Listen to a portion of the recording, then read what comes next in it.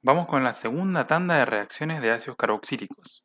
¿Sí? Recién vimos en un video, o antes vimos en un video, lo que era la acidez, la formación de sales y la reducción de ácidos.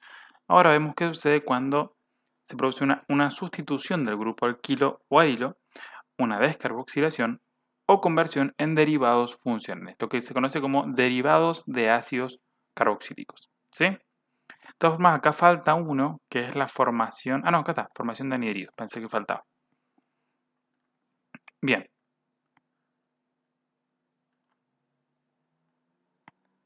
La primera que tenemos es la sustitución en el grupo alquilo o arilo. ¿A qué hace referencia esto? Bien, a que no reacciona lo que sería el carboxilo, sino que sucede algo en la cadena de carbonos.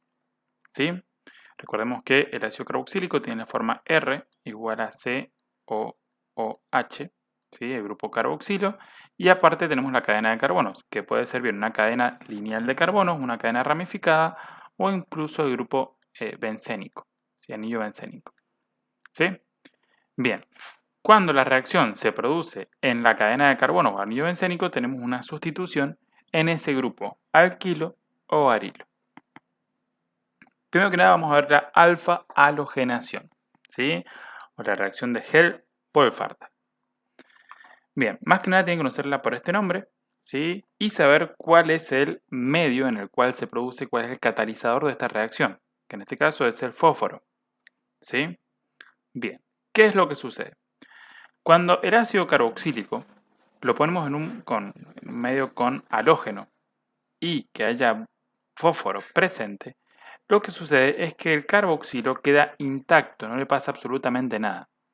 Pero el carbono 2, recuerden que este es el carbono 1, este es el carbono 2, que es el carbono que recibe el nombre de carbono alfa, recibe una sustitución, ¿sí? De los dos hidrógenos que tenía originalmente, o de los hidrógenos que tenga originalmente, pierde uno siempre que pueda perder algún hidrógeno. ¿Sí? Si este no tuviera hidrógeno, no podría suceder. Pero siempre que tenga algún hidrógeno disponible para perder, lo pierde y en ese lugar se sustituye con un halógeno. ¿Sí? Este halógeno puede ser principalmente el cloro o bromo, que son los más utilizados para esta reacción. Por ejemplo, el ácido propiónico, que es el ácido propanoico, lo ponemos a reaccionar con cloro, lo ponemos en un medio con fósforo, y uno de estos dos hidrógenos se ve reemplazado por un cloro, ¿sí? Obteniendo el ácido 2-cloropropanoico. Esta nomenclatura no es necesario que la sepan, ¿sí? Es una nomenclatura bastante vieja, ya prácticamente no se usa, pero en algunos casos sigue apareciendo, sobre todo en ácidos carboxílicos, cuando el sustituyente se encuentra en el carbono este, que es el de al lado del carbono carboxílico, y es el carbono alfa, ¿sí? Pero no es necesario de momento que la mantengan ahí. Bien, ¿qué pasa si esta reacción la repetimos? Bueno, se va a repetir hasta que todos los hidrógenos de este carbono alfa hayan sido reemplazados, ¿sí? Si este compuesto le volvemos a agregar cloro en un medio en el cual haya fósforo, lo que va a pasar es que este otro hidrógeno va a ser reemplazado por cloro. Luego la reacción se va a ir deteniendo. ¿Qué pasaría si el ácido este es el ácido acético? Bueno, el ácido acético, ¿sí? Tenemos el carbono carboxílico y tenemos este carbono que tiene 3 hidrógenos. Entonces la reacción se puede repetir hasta 3 veces. La primera reacción vamos a sustituir un hidrógeno con un cloro y vamos a obtener este producto, ¿sí? Más ácido clorhídrico que acá no está. En el segundo paso, otro de estos dos hidrógenos va a ser reemplazado por otro cloro. Entonces vamos a agregar un cloro y vamos a perder un hidrógeno, ¿sí? Por supuesto también se obtiene ácido clorhídrico, cloruro de hidrógeno, pero acá no está puesto como producto. Y luego, si este producto, que todavía tiene un hidrógeno, el carbono alfa, lo volvemos a hacer reaccionar con cloro, ¿sí? Este hidrógeno se ve sustituido por otro cloro y entonces ahora en vez de 2 cloros vamos a tener 3. Ya no tenemos hidrógenos, ¿sí? Todos los hidrógenos han sido sustituidos por cloros y obtenemos este producto principal más el cloruro de hidrógeno que tampoco se coloca, ¿sí?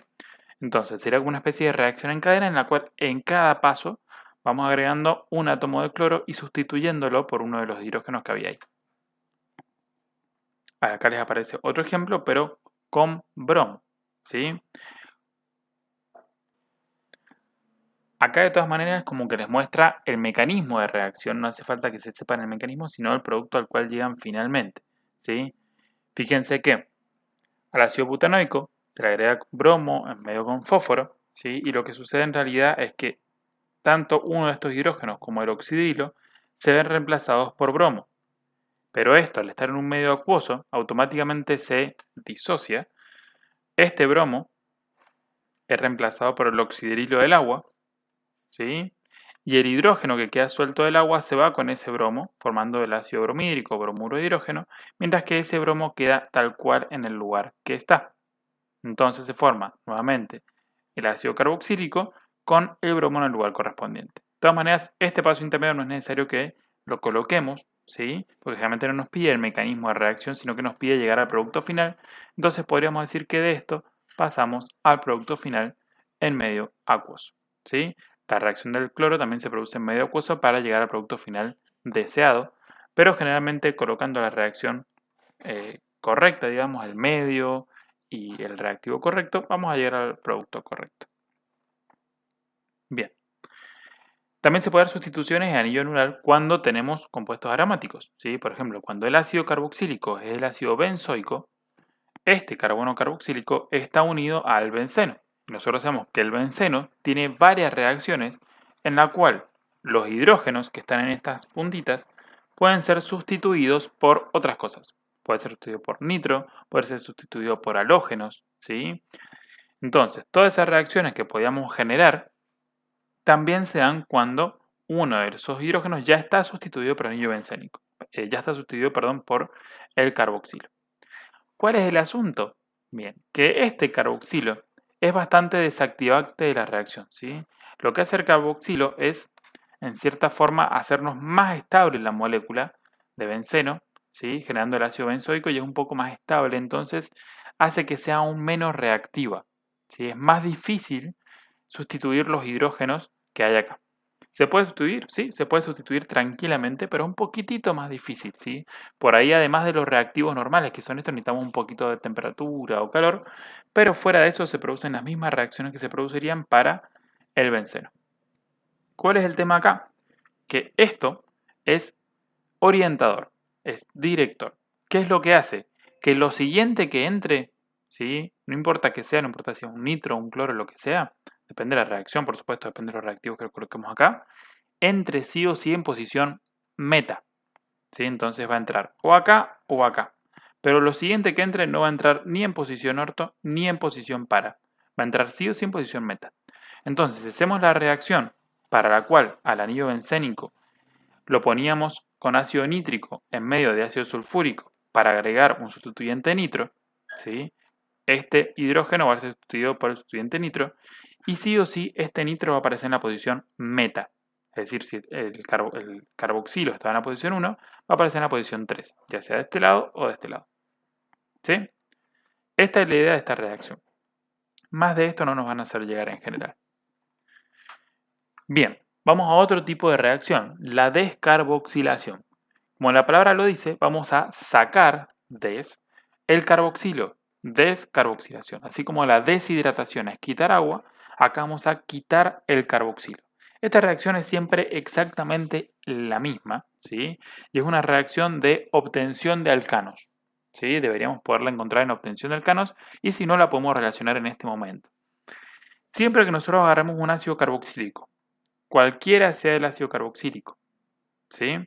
Y lo ponemos en contacto con una reacción de hidróxido de sodio, óxido de calcio y calor o temperatura, automáticamente el carboxilo se desprende, ¿sí? Perdiendo dióxido de carbono. Este hidrógeno que está acá se queda pegado a la cadena de carbonos para completar la patita que le quedaría libre y de esta manera se obtiene la cadena de carbonos como alcano, mientras que esto que está acá, COO, se desprende como dióxido de carbono. Fíjense que si el ácido original tenía 10 carbonos, por darles un ejemplo, el alcano obtenido va a tener 9 carbonos, porque uno de esos carbonos se pierde como dióxido de carbono. Así que atentos a eso para esta reacción. Por ejemplo, ácido butanoico, 4 carbonos. Lo hacemos reaccionar en la descarboxilación y fíjense que el alcano que se obtiene es el propano. Pasé de tener 4 carbonos a tener 3 en mi cadena orgánica porque uno de esos carbonos se perdió como dióxido de carbono. Y ahora sí, vamos a las reacciones que transforman el ácido carboxílico en otro derivado funcional, ¿sí? son todas del mismo comportamiento. En todas tenemos el ácido carboxílico originalmente, ¿sí? Fíjense que este es el carboxilo, y en todas estas reacciones lo que va a suceder es un cambio acá, ¿sí? Este oxidrilo desaparece y es reemplazado por otra cosa.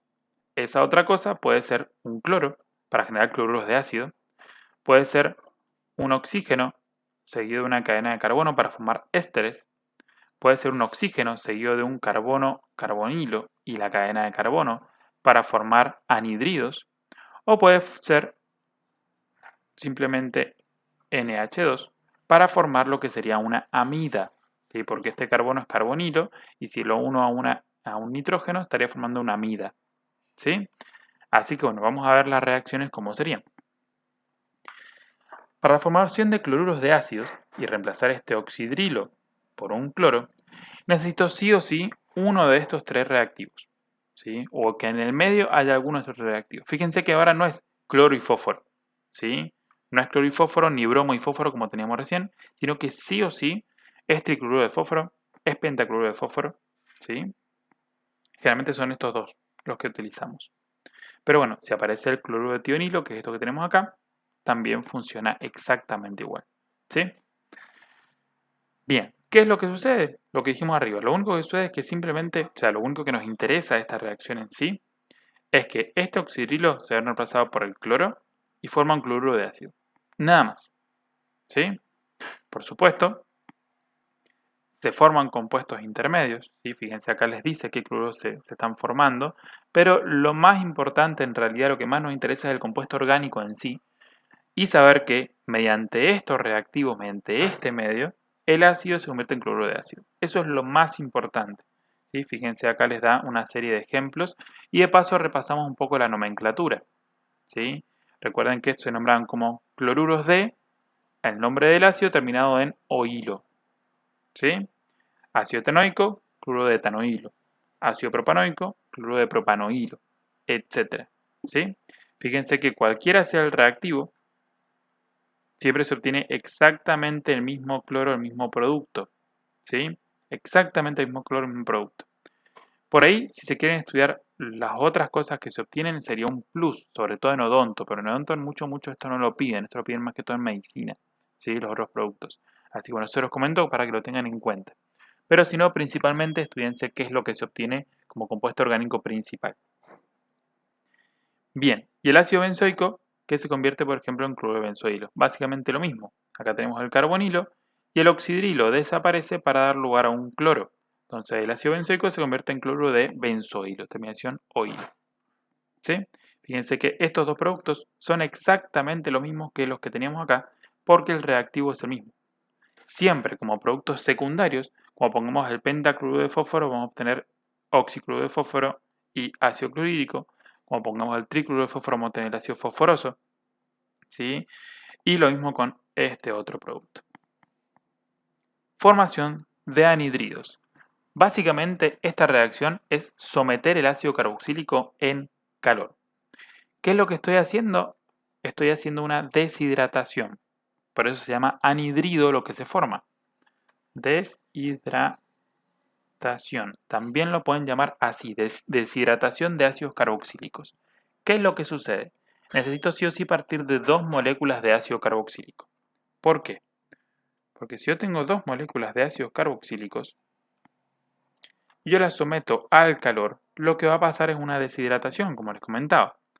El oxidrilo de uno de estos dos ácidos con el hidrógeno del otro se van a ir para formar agua. ¿Sí? ¿Y qué va a pasar? Bueno, acá queda una patita libre, este oxígeno queda una patita libre, entonces se van a unir ahí, ¿sí? Y fíjense, se une la cadena de carbonos al carbonilo, ¿sí? Ese carbonilo queda unido al oxígeno, ese oxígeno está unido al otro carbonilo, y ese carbonilo está unido a la cadena de carbonos, ¿sí? Puede pasar que se forme con dos ácidos exactamente iguales, como en este caso, ¿sí? Y las dos cadenas de carbono sean iguales, dando un anhídrido simétrico, o puede pasar que se forme con dos ácidos diferentes, dando un anhídrido asimétrico. ¿Sí? Fíjense acá les da el ejemplo con dos moléculas de ácido acético. Como les decía, sale el hidrógeno, el oxígeno se forma agua. y se forma el anhidrido correspondiente, ¿sí? Este caso sí lo tienen que conocer particularmente porque este ácido carboxílico que está acá es bastante importante desde el punto de vista orgánico, es el ácido ftálico, ¿sí? Es el anillo de benceno con 2 carboxilos y su nombre común es el ácido ftálico, ¿sí? Este ácido, ¿por qué es tan particular y por qué tenemos que recordarlo? Porque este en particular, cuando se deshidrata, una sola molécula de ácido ftálico me permite obtener una molécula de anhidrido. No necesito 2 moléculas de ácido para generar un anhidrido. ¿Por qué? Porque al ser dicarboxílico, este oxidrilo de acá se va con este hidrógeno formando el agua y ahí queda unido carbono, este sería un carbono carboxilo. Vamos a ponerlo como se vería. Así, tenemos el doble enlace oxígeno, acá tenemos el oxidrilo, acá tenemos el doble enlace oxígeno y acá tenemos el oxidrilo. Vamos a colocarlo al revés. Vamos a poner el oxidrilo para arriba y acá el doble enlace oxígeno. ¿Qué es lo que sucede? Uno de estos dos, no importa cuál, pierde el oxidrilo, el otro pierde el hidrógeno, se forma el agua, ¿sí? Y entonces quedan unidos por esta patita. Entonces me queda este carbono, carbonilo, este carbono, carbonilo, unidos entre sí por este oxígeno intermedio que queda acá, y se forma lo que se conoce como anhídrido ftálico. ¿Sí? Este es un caso bastante particular que generalmente hay que estudiarlo por las dudas de que aparezca, ¿sí? De que nos pregunten cuál es el producto de esta reacción, de que nos hagan calcular la masa molar de esto, de que, no sé, nos aparezca alguna pregunta teórica, ¿sí? Para saber su nombre, etc. Y el nombre común por ahí tenemos que conocerlo. Bien, formación de ésteres.